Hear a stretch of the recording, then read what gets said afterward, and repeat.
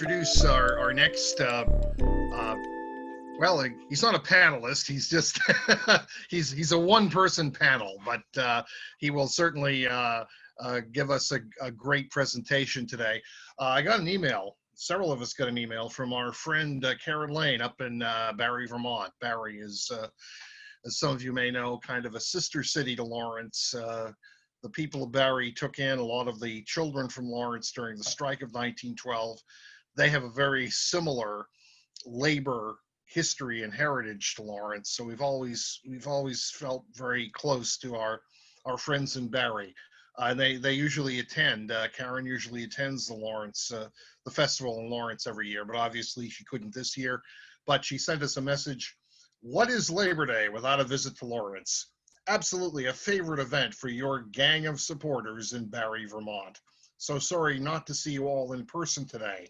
However, congratulations on pulling off a virtual festival.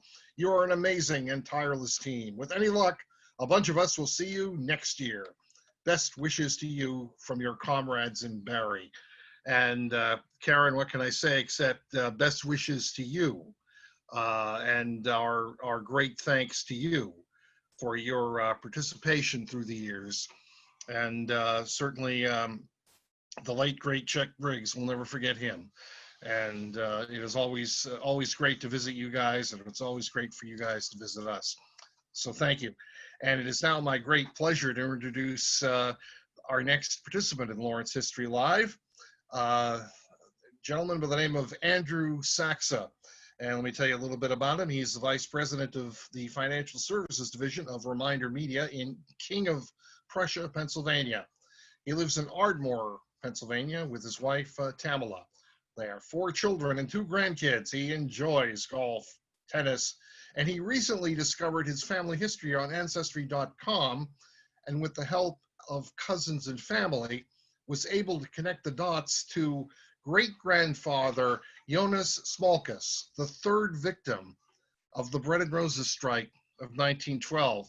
And that's a story in and of itself, and I hope Andrew will tell us more about it. But we only got to know Andrew just a few months ago when he found out about us.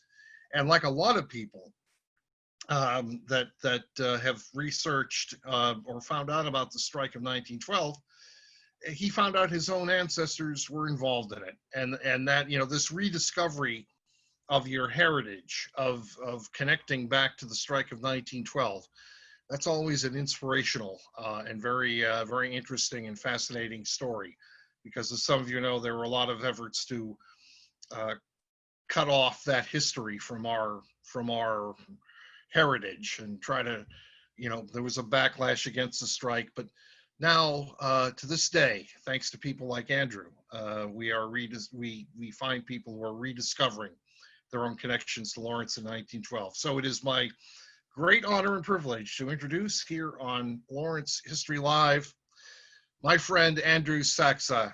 Andrew, the floor is yours.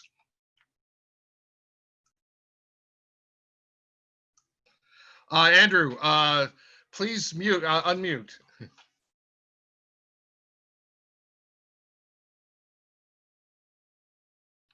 Okay, let me try to help Andrew here. Sorry, Hartley. There you go. You've successfully unmuted. Thank you so much. Take it away, Andrew. Okay, is that better? Can you hear me? That's perfect. Thank you.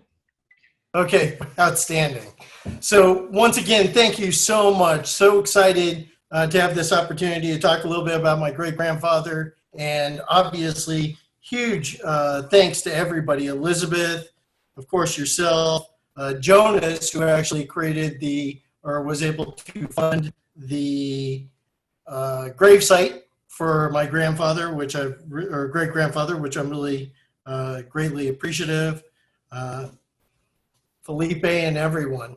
So it looks like you guys already have the slide up, which is fantastic. I thought I was gonna have to do a screen share, so the less technology I have to share, the better.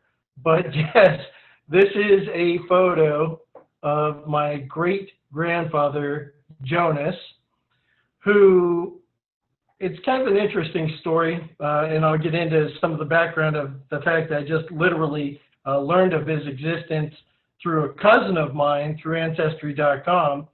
But as I got a chance to start talking with Hartley and really learning the background, not only of the festival, which is just incredible, but my family's participation in some of the struggles that they went through there in Boston.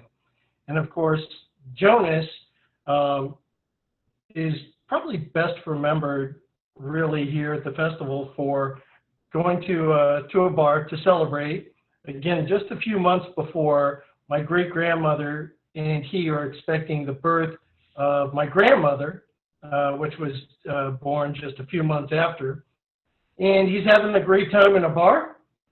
And because he just happens to be wearing his IWW pin, he's singled out in the bar, harassed, understanding the gravity of being a father. He had already lost a son previously, Frank, to cholera a couple of years previous to this.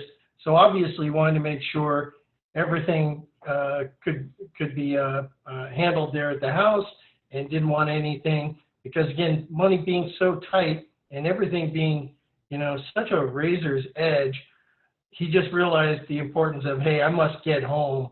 I must get back to my family. And unfortunately, that wasn't the case, because he is wearing the pin and he is harassed in the bar. This mob chases him basically to the house, which isn't that far away, and unfortunately kills him, stoning him basically with a brick to the head, where he dies 3 days later in the hospital. And I had the opportunity today to talk to Jonas Smolskas, and he has a lot more of the records of what happened both at the trial, and I guess has really been able to really vet this out over the last 30 years. But the interesting thing about this, and I'm going to share a couple additional photos here. Harley, do you have it up on the screen? Or there you go. So this is a picture of my great-grandfather Jonas and my great-grandmother, who I would refer to as Bulba, on their wedding day. Obviously a very happy day for them. The next slide you'll see is, again, Jonas's wife, Bulba Rose, and my mother, Anne Elizabeth, who's of course the daughter and my mother.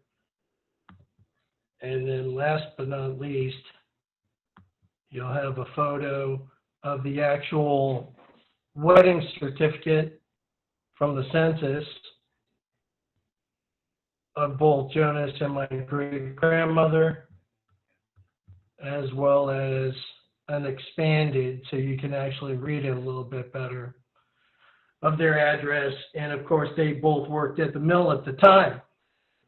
And, when I look at something like this, and then I hear the stories from my grandmother, and my mother, of course, spoke Lithuanian fluently. Jonas comes over, is a Lithuanian immigrant, works hard, tries to do all the right things, marries a nice lady from, his home country, of course, Lithuania, and they're doing everything they can in the United States just to survive. And then, of course, just because he happens to be wearing this pin, as something he's very proud of, the strike being such a huge momentous event, that anybody that had a position at that point in time, they're obviously very, very proud of the fact that, the strike, turned out the way it did, and we end up having such a major, win finally for labor. That just by going to a place to celebrate, get a beer before he's going to head home, and darn well that, they didn't really have that much money for, those 1 or 2 drinks maybe that they could actually have during the course of a week or whatever it is. And for that, he ends up losing his life. And then you look at, all the things I had heard over the years, and I grew up in Southern California. My grandmother at the time, she's got a nice pool, everything's fine. And as she's telling me these stories about how poor they were and the struggles that they had to go through before the Depression even hit, where honestly, the only way that they were able to survive was for my grandmother, her brother, to go out into the streets of Boston, making fun of the fruit and vegetable cart vendors, anything that they could. So they would literally throw food at them so that they could take that food and just survive. And then one of the stories I heard today, which I thought was so fascinating, was through, again, Jonas, who's with the Lithuanian Society. He's actually the president, I believe, of the society there. But one of the things that Jonas shared with me was at the funeral, where my great-grandmother's standing there, and she's destitute. I mean, she's got the daughter coming. She's got, honestly, no way to basically support the family. If it hadn't been for Big Bill Haywood standing up and saying, hey, listen, not only, because I guess at that point in time, there was a little bit of a critique because my great-grandfather had been murdered post the strike, almost 6 months later, actually, to the fact. And there was a big pushback from people saying, well, how do you call him the third victim? And it really came down to Bill Haywood standing up and saying, well, I can tell you why he's the third victim, and elaborating a little bit there on not only what happened at the trial subsequent, but really just basically saying, everybody needs to pass the hat because this poor woman who's, working in the sawmill until she basically can't, or working in the mill, I should say, until she basically can't because of the pregnancy, has really no way to survive. And when you put that in context with today, with whether it's, the minimum wage that is desperately really needed to be increased so that some of these folks can actually just survive, just have a little tiny dignity. When you look at the picture of my great-grandmother and Jonas standing there, him in the tux, her in her beautiful wedding gown, you could just imagine that they're fairly proud people. They may not have a lot, but they're proud people, and they're really doing everything they possibly can. And through no fault of their own, they're forced into this really difficult situation. But I'm just grateful for the opportunity to at least, get to learn a little bit more, share a little bit of this story with everybody. I'm certainly happy to open it up for questions. But I just kind of wanted to share that story that, today I think more than ever, what the Bread and Roses Heritage Organization Committee and people like Felipe and Hartley and Elizabeth are doing is just so valuable, because I honestly do feel that right now more than ever, we have this huge chasm between the haves and the have-nots, whether it's, again, these CEOs that are making these incredible salaries compared to what the people who are really doing the hard work are able to just scrape by to live. And then when you see how legislation, and again, taking it back to the Boston legislation and how that impacted all those strikers, like, you see what's going on right now and you just say to yourself, gosh, it's been over 100 years since we've gone through this, and this was a momentous victory for labor. And then you compare it to where we are today, and you wonder, why can't we make better strides? Why can't we come together and embrace all these immigrants who are really here to just make a better life for their family?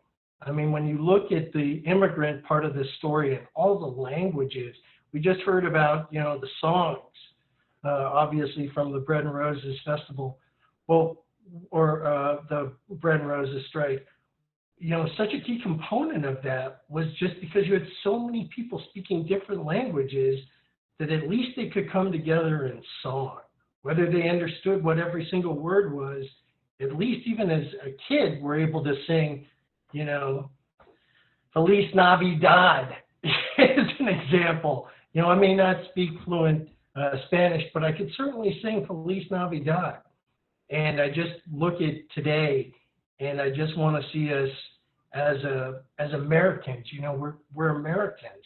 Right? It would just be great if we could once again rise up those who need a little bit of help, just because at some point in time, those children and even those immigrants and those great grandchildren of those immigrants are going to do amazing things in this country. I've been blessed. I've been fortunate. I'm super grateful for all the blessings I've had. And if it hadn't been for the grace of God, of my great grandfather and his struggles, and my great grandmother, and then her mother, my grandmother, which, by the way, here I'll share a photo. This is our family going from Bulba, who is Rose's, Jonas's wife, down to my grandmother, down to my mother, and then, of course, down to me. You know, boy, it's just the American story, I think, is such a great story, and I just hope, and I pray, honestly, that, once again, we can really support the union, we can really support the worker, and that we can really look at a day like today, a Labor Day celebration, where it is about barbecues. I've got my whole family out here. I just made hot dogs and hamburgers, and everybody's out and having a great time. But I really do look back, and I think of a day like today, and I think to myself, it's so great that people who are tuning in right now, or may tune in a little bit later on YouTube, can honestly just look at this moment and be grateful for the real strides that unions do to keep America great and to keep families, pushing ahead. So with that, I'm going to shut up. I know this kind of took a little bit of a different turn. I apologize for the somber note, Harley, but thank you. Andrew, there's nothing to apologize for. In fact, if you could stay with us a few more minutes, I'd just like to remind people, if they would have any questions for Andrew, please click on the Q&A button at the bottom of your screen and type them in, and I will ask them of Andrew. Andrew, thanks for that wonderful presentation. And I say it's a wonderful presentation, but it also obviously deals with a tragic situation. And when we first started this Bread and Roses festival 36 years ago, and I remember the whole revival of interest in the strike back in the late 70s and the early 80s. And there were some people I talked to, older people, some of whom could remember Lawrence in those days. They may not all have been strike participants, but they did remember Lawrence in those days. And a lot of them were uneasy about the idea of celebrating it in a sense of the celebration aspect of it, because I remember one woman told me people were killed in those days in Lawrence in 1912, and your ancestor was, of course, one of them. And one of the things we've always tried to do in this festival, through Lawrence History Live, and obviously today through people like yourself, you notice we're talking about singing, about songs, about celebration. We're also talking about tragedy and murder. And both of those things happened in Lawrence in 1912. I think if you really study the history, and you obviously have, because your family was part of that history, there's no contradiction. The strikers did embrace music. In fact, very good point you made about the fact that so many people spoke so many different languages, and yet they all connected through music. Music is the universal language. And I remember reading something a few days ago. I forget who wrote it, but someone writing about the fall of communism in Eastern Europe and the Soviet Union. And this person wrote that as far as he was concerned, one of the great reasons why communism fell was the Beatles. That whole, yeah, whole two generations of people, and they didn't understand the English, they didn't understand the lyrics, but the music that they were hearing inspired them to think of, a different kind of society and a different kind of world. And so that goes on to this very day. And of course, we had the talk earlier about the song "Bread and Roses" and the whole history of the labor singing. I mean, again, this isn't just Lawrence in 1912. We have this rich history of labor balladeers and troubadours. People like Woody Guthrie and Pete Seeger and so forth. And I remember when I was a kid listening to the radio, and one of the oldie songs they would play was 16 Tons by Tennessee Ernie Ford. Mm. And I remember that, not exactly a I love you, you love me, a teenage, pop song. And I remember that phrase, company store, that he used in the song. And I remember thinking, what is a company store? Later I found out. And I remember thinking how grateful I was that I didn't have to know what a company store was, because of labor activists taking matters into their own hands and fighting for justice. So let me see if we have any questions for you here, Andrew. Here's one. Please ask Andrew if he knows any. I'm trying to pronounce this correctly. Smolskas, my apologies, family members who were present, if there were any of them present when Jonas Stunza had the new stone dedicated at his great-grandfather's gravesite. So subsequently, I've learned of Carol Fernandez, who I do know through my mom. My mom always really loved Carol Fernandez, and I know that she was a speaker at the 100-year anniversary of the strike. And of course, she's a relative of mine. And I do know of, I'm actually kind of excited because through this actual festival and this virtual festival, I've been able to learn of a couple other relatives which I hadn't been able to come across through Ancestry. And again, boy, I hope I'm pronouncing Jonas's name. Is it Stanzia? Jonas Stunza. Jonas Stunza. Yeah. Well, I'll tell you, I talked to Jonas for the first time in my life today, and he's actually given me more information about my family than I ever knew. Apparently, Jonas has been going down the wrong path on another Smolskas family that was also in Lowell, whose wife was Jonas and Rose, but wasn't us. And yes, he's gone down that path for a while until he found, of course, our family tree and Carol, and obviously was able to make the corrections.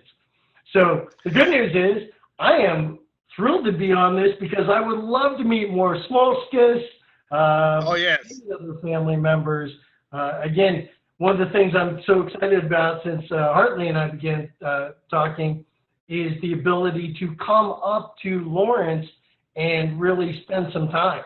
This has always been talked about. I have tapes of my grandmother discussing Lawrence and Lowell, actually. And of course, they're both passed on now. So I'm so excited. So the good news is, if you have information or would like to get in contact with me, please contact me through Hartley, Elizabeth, Felipe, anyone. I'd be welcome to those conversations. Wonderful, wonderful, Andrew. Would you be willing to give us your email address? Absolutely. So it's Saksa, SAKSA 1313 at yahoo.com. So it's Saksa13 at yahoo.com. Wonderful. And listen, you are more than welcome to come to Lawrence. And I'm thinking as you're saying that and talking about coming to Lawrence, this beautiful mural behind me is a print of Ralph Fasanella's great mural, Lawrence 1912, the Bread and Roses Strike, which we've seen already today a couple of times on on Lawrence History Live. Mr. Fasanella actually moved to Lawrence and lived here for a while, doing his research in preparation for the artwork, the great artwork, including this mural about the strike of 1912. So you can say that Lawrence is a kind of a living museum of of history. And believe me, we'd love to have you come up and talk to us and talk to the people at Lawrence History Center. And then let me just say a word about Jonas Stunza. He's one of our local legends when it comes to history, and he has been actively involved with the preservation of history, not just in terms of the strike of 1912, but obviously about his own Lithuanian heritage. We are so fortunate that in the past and in the present, we have had Laurentians who have really dedicated themselves, people like Eartha Dengler and Ignatius Piscatello and John Corliss, who was one of the founders of the festival, and Jonas, who have really done so much great work. And I'm getting another message here. Hold on. This is from my colleague Jim Beauchesne.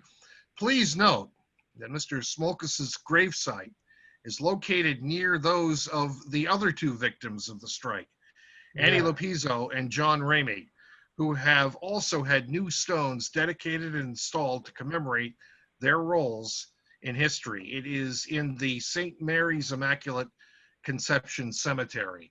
Thank you, Jim, for pointing that out. We really appreciate it. And so looks like we're kind of coming up toward the end of our time here, but Andrew,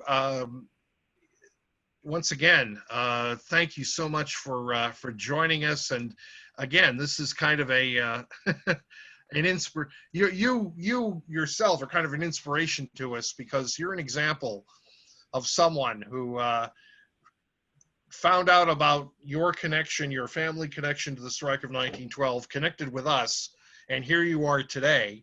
And I'm sure that if a lot of people went back in their own ancestry, they would very likely find at least one ancestor who was part of something important and significant and lasting in American history, be it labor history or something else, but certainly labor history. So I am very grateful that you joined us here today. And by all means, come to Lawrence as soon as you can. We'd love to have you. And thank you so much for preserving those tapes and everything else. We can't wait to hear them. And thanks again for joining us. Thank you, Hartley. Really appreciate it. You're most Happy welcome. Labor Day. Happy Labor Day to you as well.